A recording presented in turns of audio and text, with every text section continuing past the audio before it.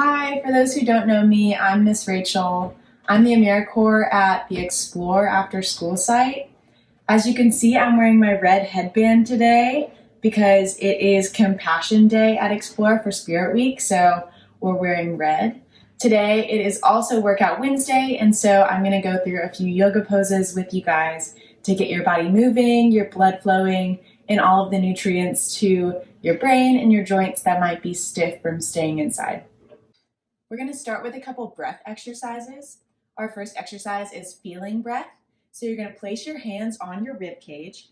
As you breathe in, inhale, and feel your ribs expanding into your hands. And then as you exhale,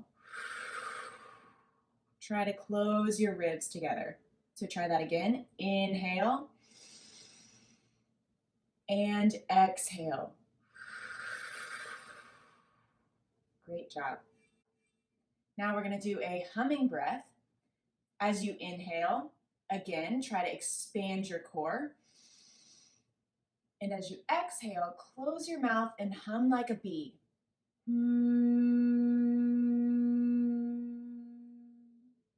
Great job. Now try that again. Inhale and exhale.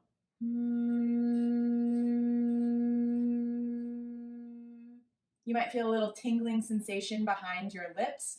That is something that is going to help you later on to connect your breath to your movement and use your breath to help you move stronger and with more ease. Now we're going to do rock pose. From your seated position, move so that your hands are at the front of your mat. Your knees are going to come back.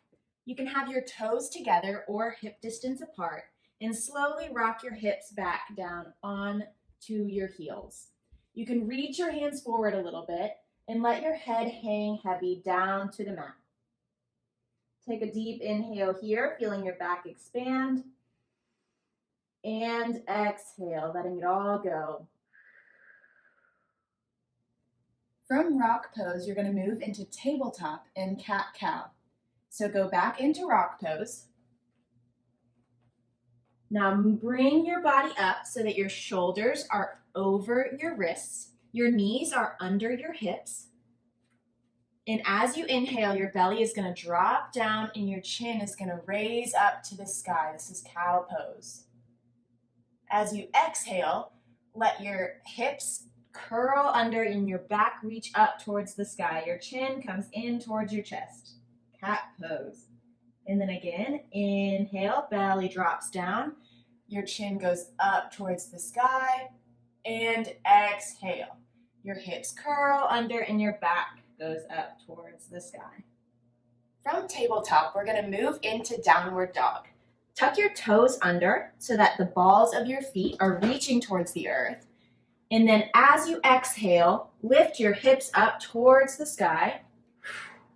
You can bend your knees. You can rock one heel down to the earth, the other heel down towards the earth.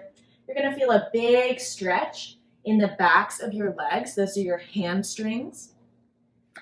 Try thinking about grounding in, putting pressure in your hands and your feet.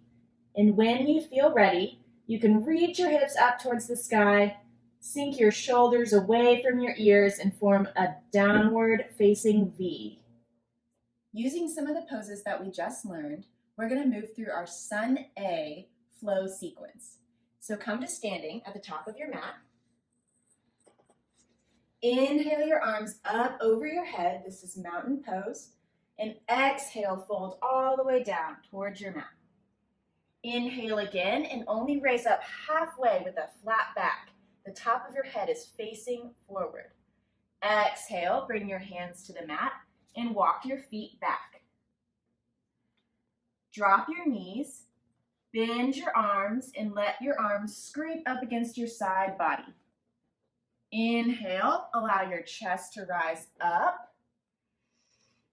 And exhale, tuck your toes and move through your tabletop into downward dog. Take a few deep breaths in here. And begin to walk your feet up towards your hands. Once your feet get to your hands, take a Big breath in, back to mountain pose, and exhale. Your hands can come to your heart center. Our next pose is chair pose.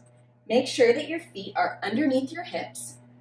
You're gonna inhale, put your hands on your hips. Exhale, begin to sink your hips back like you're sitting in a chair.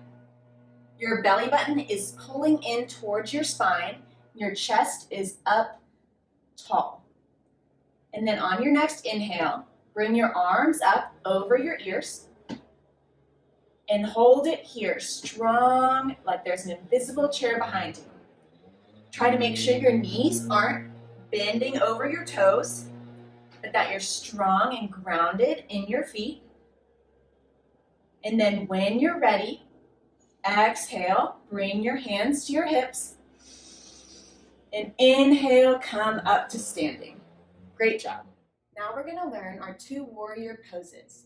These are standing poses, so stay standing on your mat. Bring your right foot back to the back of your mat. You might have a couple feet in between your 2 feet, and you want your feet to feel like they're on train tracks. So there's space in between them. Your toes are pointing forward. You can put your hands on your hips and slowly bend your front leg. Make sure that your knee doesn't go over your toes. You can bring this foot back if you would like. And then take your back toe and just swivel it. This is a 45-degree angle. So all the way out is a 90-degree angle. Halfway out is a 45-degree angle. I know I said it's Workout Wednesday, but it can also be Math Wednesday. Then your arms are going to come up above your head. Take an inhale. Exhale. Your belly is in tight, and you are grounded in both of your feet. Then when you're ready, you can bring your back foot up to meet your front foot and place your arms at your side. Try it again on the other leg. Now that we learned Warrior 1, we're going to learn Warrior 2. So again, take your right foot back. You're in a lunge. And this time, you're going to take your back foot and turn it all the way so that your feet are perpendicular to each other. So your back foot is facing the side of your mat and your front foot is facing the front of your mat. Take your arms out beside you so that both fingertips are pointing away from each other, one towards the back, one towards the front, and then slightly bend into that front leg.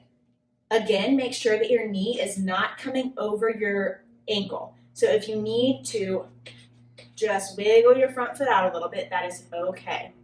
And then you can bend into that front leg and look over your front fingertips with strong arms, shoulders away from your ears, breathing in here, and cultivating a lot of energy and strength in your legs, in your arms, in your core. And whenever you're ready, bring your back foot to meet your front foot. Our balancing pose today is tree pose.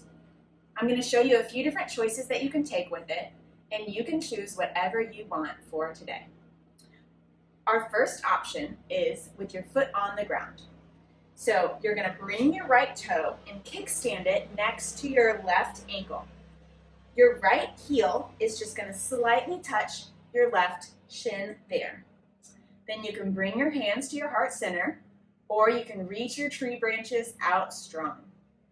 Maybe you can wave them around, but just inhale here, exhale, shoulders away from your ears, and find balance and stability in your left foot. Okay, option 2. If you want more of a balance challenge, you can bring your right foot up so that it's on your calf. And you can balance here. Same options with the arms, like this or like this.